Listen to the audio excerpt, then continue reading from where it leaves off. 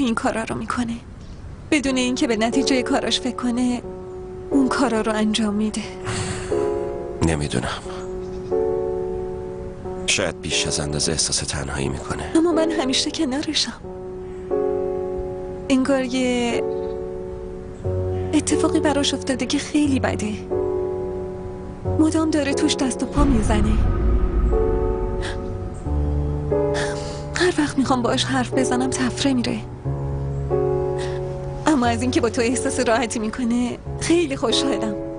بهت اعتماد داره، خیلی هم دوست داره. اگه نگم من میفهمم. ببین چنار، اگه میشه یشیمو تنها نذار.